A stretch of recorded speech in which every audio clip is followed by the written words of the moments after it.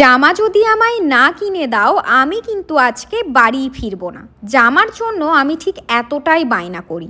আর আজকে তোমাদের এমন একটা দোকানের সন্ধান দেব যেখানের ওয়েস্টার্ন ড্রেস তোমাদের পাগল করে দেবে।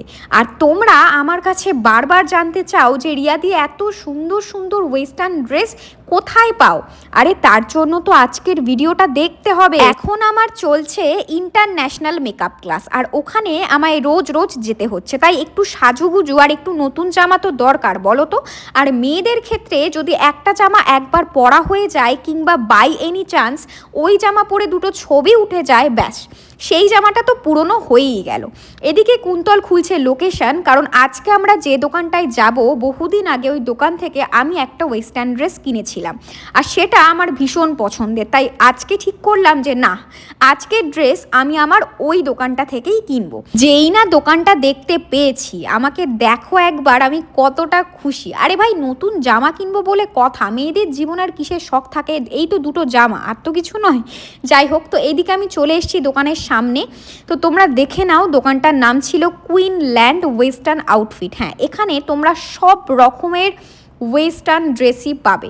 তো আমি কিন্তু ভীষণ এক্সাইটেড হয়ে ঘুরতে ফিরতে দুলতে দুলতে চলে যাচ্ছি দোকানের সামনে, কারণ জামা কিনতে গেলে এতটা আনন্দ হয় বলে বোঝানো যাবে না। তো প্রথমেই আমি তোমাদের ফ্রন্টের যে ড্রেসগুলো আছে একবার দেখিয়ে দিই। যদিও আমি বেশিরভাগ ওয়ান পিসই নিই, কিন্তু তোমরা এখানে বিভিন্ন রকমের জিন্স থেকে শুরু করে শার্ট, বডিকন, কার্গো থেকে শুরু করে সব রকম অ্যাভেলেবেল পাবে।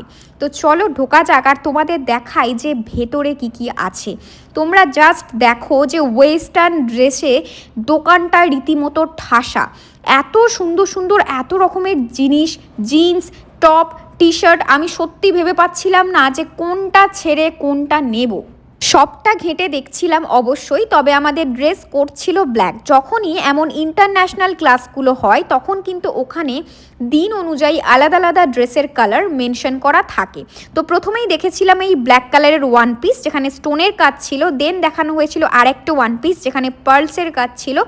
এরপর কাকু আমাকে দেখালো আরেকটা ইউনিক ড্রেস, সুন্দর একটা মিনি স্কার্ট আর একটা ক্রপ ব্লেজার যার মধ্যে ছিল দুটো কিউট বো। আর এই গ্লিটারি ওয়ান পিসটা নজর কেড়ে নিয়েছিল ভাই, আর তার সঙ্গে এই শাইনি ব্ল্যাকটা জাস্ট দেখো। এরপর দাদা দেখিয়েছিল আরও একটা রেড শাইনি ওয়ান পিস, আর যার লুকটা কিন্তু অসাধারণ ছিল। হ্যাঁ, ঠিক এই ছবিটার মতোই কিন্তু এই রেড ড্রেসটা পরলে দেখতে লাগবে। আর আমি এতগুলো ব্ল্যাক নিয়ে হাতে ধরে আছি, মানে মাথা কাজ করছিল না কোনটা ছেড়ে কোনটা নিই। শেষ পর্যন্ত কি করব বুঝতে না পেরে প্রত্যেকটা ড্রেস, মানে যেগুলো আমি মোটামুটি চুজ করেছি